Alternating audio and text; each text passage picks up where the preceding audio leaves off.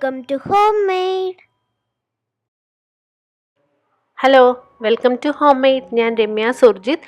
ഇന്ന് നമുക്ക് നല്ല കിടിലൻ ടേസ്റ്റിലുള്ള ബീഫ് ചമ്മന്തിപ്പൊടി അഥവാ ബീഫ് ഇടിച്ചതെന്നോ ബീഫ് ചതച്ചതെന്നോ എന്ത് വേണേൽ നിങ്ങൾക്ക് വിളിക്കാം.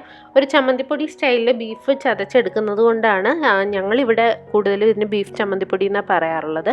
നിങ്ങൾക്ക് എന്ത് പേര് വേണമെങ്കിലും വിളിക്കാം. ഇതിൻ്റെ ഏറ്റവും വലിയ ഗുണമെന്ന് പറഞ്ഞു കഴിഞ്ഞാൽ നമുക്കിത് സ്റ്റോർ ചെയ്ത് വെക്കാൻ പറ്റും. 1-2 ആഴ്ച വരെ നമുക്ക് പുറത്ത് വെച്ചിരുന്നാലും കേടാവില്ല. നല്ല പാകത്തിന് മൂപ്പിച്ചെടുക്കണമെന്നേ ഉള്ളൂ. അതല്ലാന്നുണ്ടെങ്കിൽ ഫ്രിഡ്ജിൽ നല്ല എയർ ടൈറ്റ് കണ്ടെയ്നറിലാക്കി ഫ്രിഡ്ജിൽ സൂക്ഷിച്ച് വെച്ച് കഴിഞ്ഞാൽ നിങ്ങൾക്ക് 1 മാസം വരെ ഇത് കേടുകൂടാതെ സൂക്ഷിക്കാൻ പറ്റും. അടിപൊളി ടേസ്റ്റുമാണ്. വേണ്ട സമയത്ത് എടുത്തൊന്ന് ചൂടാക്കി ചോറിൻ്റെ കൂടെ കഴിച്ചാൽ പിന്നെ നമുക്ക് വേറെ കറിയൊന്നും വേണ്ട. അപ്പോൾ എല്ലാവരും ഒന്ന് ട്രൈ ചെയ്ത് നോക്കേണ്ട റെസിപ്പിയാണിത്. നമുക്ക് ഈസി ആയിട്ട് ഉണ്ടാക്കിയെടുക്കുകയും ചെയ്യാം. എങ്ങനെയാണ് ഉണ്ടാക്കുന്നത് നമുക്ക് നോക്കിയിട്ട് വരാം.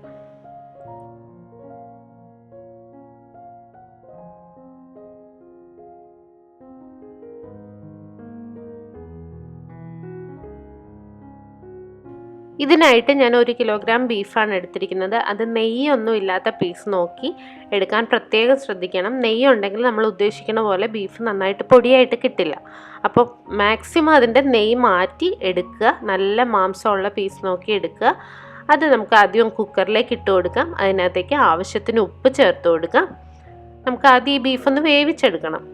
അപ്പോൾ അതിന് വേണ്ടിയിട്ടാണ് കുക്കറിൽ ഇട്ട് കൊടുത്ത് ഉപ്പിട്ട് കൊടുക്കുക. ഒരു 3/4 ടീസ്പൂണോളം മഞ്ഞൾപ്പൊടി ഇട്ട് കൊടുക്കാം. പിന്നെ 1 ടീസ്പൂൺ മുളക് പൊടി ചേർത്ത് കൊടുക്കാം. മുളക് പൊടി അത്രയും മതി, കാരണം നമ്മൾ ഇതിൽ ഇനി വേറെ ഉണക്കമുളക് ചേർക്കുന്നുണ്ട്. അപ്പം ഇപ്പോൾ 1 ടീസ്പൂൺ മുളക് പൊടി ഇട്ട് കൊടുക്കാം. പിന്നെ നമുക്ക് ഇതിനകത്തേക്ക് 1/2 ടീസ്പൂൺ കുരുമുളക് പൊടി ചേർത്ത് കൊടുക്കാം. പിന്നെ 1/2 ടീസ്പൂൺ ഗരം മസാല കൂടെ ചേർത്ത് കൊടുക്കാം. ഗരം മസാല വേണമെങ്കിൽ ചേർക്കാം, അതല്ലെങ്കിൽ മീറ്റ് മസാല ആയാലും മതി, ചിക്കൻ മസാലയാണെങ്കിലും കുഴപ്പമില്ല. ഏത് മസാലയാണ് കയ്യിലുള്ളതെന്ന് വെച്ച് കഴിഞ്ഞാൽ അതൊരു 1/2 ടീസ്പൂൺ ചേർത്ത് കൊടുക്കാം.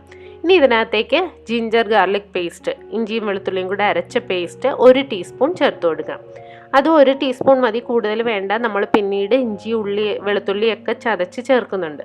അപ്പോൾ ഇപ്പോൾ 1 ടീസ്പൂൺ ജിഞ്ചർ ഗാർലിക് പേസ്റ്റ് ആയിട്ട് തന്നെ ചേർത്ത് കൊടുക്കാം. ഇനി ഇതിലേക്ക് ഒരു 1/2 കപ്പ് വെള്ളം നമുക്ക് ചേർത്ത് കൊടുക്കാം. 1/2 കപ്പ് വെള്ളം ചേർത്താൽ മതി, കൂടുതൽ ചേർക്കേണ്ട, കാരണം ബീഫിൽ നിന്ന് വെള്ളം ഒരുപാട് വരും. അപ്പോൾ ഒരു 1/2 കപ്പ് വെള്ളം ചേർത്തതിന് ശേഷം നമുക്ക് നന്നായിട്ടൊന്ന് കൈ കൊണ്ട് മിക്സ് ചെയ്ത് കൊടുക്കാം. ആ ഇറച്ചിയുടെ പീസിലൊക്കെ നന്നായിട്ട് മസാല പിടിക്കണം. അതിന് വേണ്ടിയാണ് നമ്മൾ കൈ കൊണ്ട് തന്നെ തിരുമ്മി പിടിപ്പിക്കുന്നതാണ് നല്ലത്. അപ്പോൾ നന്നായിട്ടൊന്ന് മിക്സ് ചെയ്ത് കൊടുക്കുക.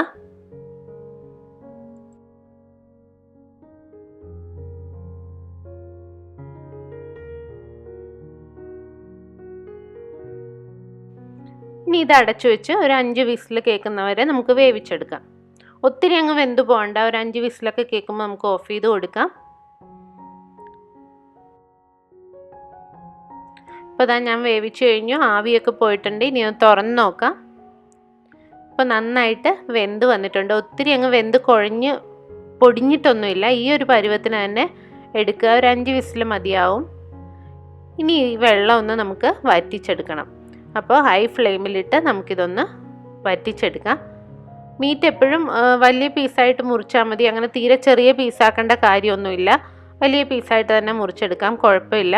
വെള്ളം നന്നായിട്ട് വറ്റിച്ചെടുക്കാം. ഇപ്പം ഞാൻ ഹൈ ഫ്ലെയിമിലിട്ട് വെള്ളം വറ്റിച്ചിട്ടുണ്ട്. നന്നായിട്ടൊന്ന് ഡ്രൈ ആകണം.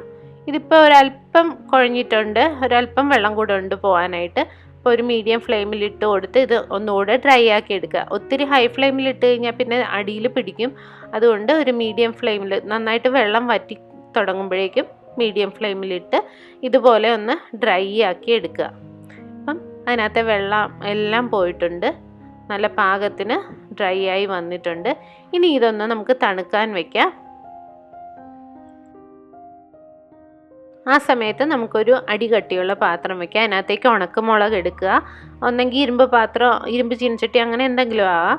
ഉണക്കമുളക് ഞാനൊരു 15 എണ്ണം എടുത്തിട്ടുണ്ട്. നിങ്ങളുടെ എരിവിനനുസരിച്ച് എടുക്കുക. ഒരു 10 മുതൽ 15 എണ്ണം വരെ എടുക്കാം. അത് ലോ ഫ്ലെയിമിലിട്ട് ഇതുപോലൊന്ന് വറുത്തെടുക്കുക. അതിനുശേഷം തണുത്ത് കഴിഞ്ഞിട്ട് ആ ബീഫും ആ ഉണക്കമുളകും കൂടി ഇതുപോലെ മിക്സിയിലിട്ട് നന്നായിട്ടൊന്ന് പൊടിച്ചെടുക്കുക. ജസ്റ്റ് ഒന്ന് അരച്ചെടുക്കുമ്പോഴേക്കും നമുക്കിങ്ങനെ പൊടിയായിട്ട് കിട്ടും. നെയ്യൊന്നും ഇല്ലാത്ത ബീഫ് എടുത്താലേ ഇതുപോലെ പൊടിയായിട്ട് കിട്ടുള്ളൂ. അതുകൊണ്ടാണ് നെയ്യില്ലാത്ത ബീഫ് എടുക്കാൻ പറഞ്ഞത്. അപ്പോൾ ഇതുപോലെ ഒന്ന് പൊടിച്ചെടുക്കുക മുളകും നമ്മൾ വേവിച്ച് വെച്ചിരിക്കുന്ന ഇറച്ചിയും കൂടെ നന്നായിട്ട് പൊടി പൊടിയായിട്ട് പൊടിച്ചെടുക്കുക.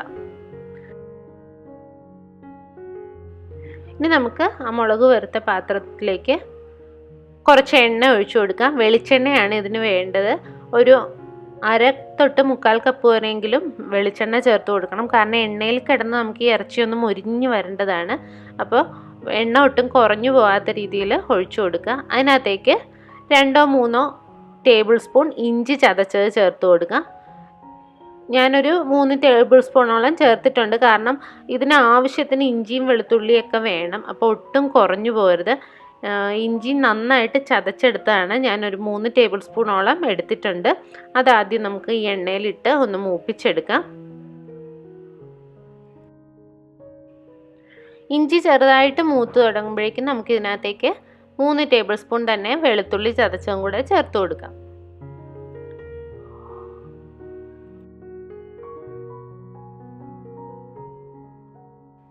ഇഞ്ചിയും വെളുത്തുള്ളിയും ചെറുതായിട്ടൊന്ന് മൂത്ത് തുടങ്ങുന്ന സമയത്ത് നമുക്ക് അതിനകത്തേക്ക് 3 ടേബിൾ സ്പൂൺ തന്നെ ഉള്ളി ചതച്ചതും കൂടെ ചേർത്ത് കൊടുക്കാം. ചെറിയ ഉള്ളി വേണം ചേർത്ത് കൊടുക്കാനായിട്ട്. സവാള ചേർത്താൽ നമ്മൾ ഉദ്ദേശിക്കുന്ന ടേസ്റ്റ് ഒന്നും വരില്ല. കഴിവതും ചെറിയ ഉള്ളി തന്നെ, ചുവന്നുള്ളി തന്നെ ചേർത്ത് കൊടുക്കുക. ഒരു 3 ടേബിൾ സ്പൂൺ ചുവന്നുള്ളിയും കൂടെ ചതച്ചത് ഞാനിപ്പോൾ ചേർത്ത് കൊടുത്തിട്ടുണ്ട്. ഇനി ഇതും കൂടെ നന്നായിട്ട് മിക്സ് ചെയ്യുക. ഇനി ഇതിലേക്ക് നമുക്ക് ആവശ്യത്തിന് കറിവേപ്പില ചേർത്ത് കൊടുക്കുക. കറിവേപ്പില നിറച്ച് ചേർക്കണം, എന്നാലേ ടേസ്റ്റ് ഉണ്ടാവുള്ളൂ. കറിവേപ്പിലയും കൂടെ ചേർത്ത് കൊടുക്കുക. അതിനുശേഷം നമുക്ക് നന്നായിട്ട് ഇതൊന്ന് മൊരിച്ചെടുക്കണം. അതുവരെ മീഡിയം ഫ്ലെയിമിലിട്ടിട്ട് നന്നായിട്ട് ഇളക്കി കൊടുത്തുകൊണ്ടേ ഇരിക്കുക. എണ്ണയിൽ കിടന്ന് വെളുത്തുള്ളിയും ഇഞ്ചിയും കറിവേപ്പിലയും ചുവന്നുള്ളിയും എല്ലാം കൂടെ ഒന്ന് മൊരിഞ്ഞു വരണം. അപ്പോൾ അതുവരെ നമുക്ക് നന്നായിട്ട് മിക്സ് ചെയ്ത് കൊടുക്കാം.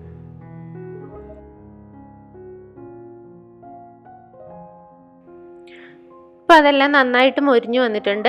ഇനി നമുക്ക് ഇതിനകത്തേക്ക് നമ്മൾ ചതച്ച് വെച്ചിരിക്കുന്ന മീറ്റും മുളകും എല്ലാം കൂടെ ചതച്ച ആ മിക്സ് ഉണ്ടല്ലോ, അത് നമുക്കിതിനകത്തേക്ക് ചേർത്ത് കൊടുക്കാം.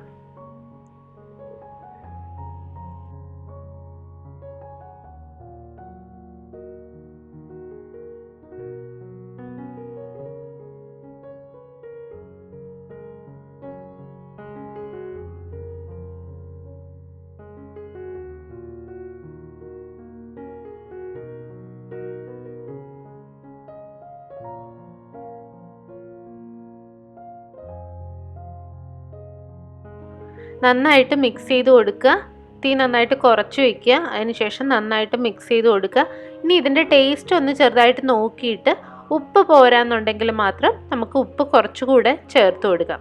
ഇപ്പോൾ ഇതിന് കുറച്ച് ഉപ്പ് കുറവാണ്, അതുകൊണ്ട് ഞാനിപ്പോൾ ആവശ്യത്തിന് ഉപ്പ് ഇതിനകത്തേക്ക് ചേർത്ത് കൊടുക്കുന്നുണ്ട്. നമ്മൾ ബീഫ് വേവിച്ചപ്പോൾ കുറച്ച് ഉപ്പ് ചേർത്തിരുന്നു. അപ്പോൾ അത് പോരാത്ത ഉപ്പ് ടേസ്റ്റ് ചെയ്തിട്ട് മാത്രമേ ഇട്ട് കൊടുക്കാവുള്ളൂ. ഉപ്പും കൂടെ ചേർത്തതിന് ശേഷം ഇനി ഇത് നന്നായിട്ട് നമുക്ക് മീഡിയം ഫ്ലെയിമിൽ വെച്ച് നന്നായിട്ട് ഇളക്കി കൊടുത്തോണ്ടേ ഇരിക്കാം. കുറച്ച് നേരം അങ്ങനെ ആ എണ്ണയിൽ കിടന്ന് ഇത് മൊരിഞ്ഞു വരണം. എന്നാലേ കറക്റ്റായിട്ട് മൂത്ത് കിട്ടിയാൽ മാത്രമേ ഇത് നമുക്ക് സ്റ്റോർ ചെയ്ത് വെക്കാൻ പറ്റുള്ളൂ. അതുപോലെ ഇതിന് ടേസ്റ്റ് തോന്നണമെങ്കിലും നന്നായിട്ട് ആ എണ്ണയിൽ കിടന്ന് മൊരിഞ്ഞു വരണം, അല്ലെങ്കിൽ എണ്ണയുടെ ആ ഒരു പച്ച ടേസ്റ്റ് ഉണ്ടാവും. അപ്പോൾ കുറച്ച് നേരം ഒരു മീഡിയം ഫ്ലെയിമിൽ വെച്ചിട്ട് തന്നെ ഇതുപോലെ ഇളക്കി കൊടുത്തോണ്ടേ ഇരിക്കുക. ഇപ്പം നല്ല പാകത്തിന് മൊരിഞ്ഞ് വന്നിട്ടുണ്ട്. ഈ ഒരു പരുവം ആകുമ്പോഴേക്കും നമുക്ക് സ്റ്റൗ ഓഫ് ചെയ്ത് കൊടുക്കാം.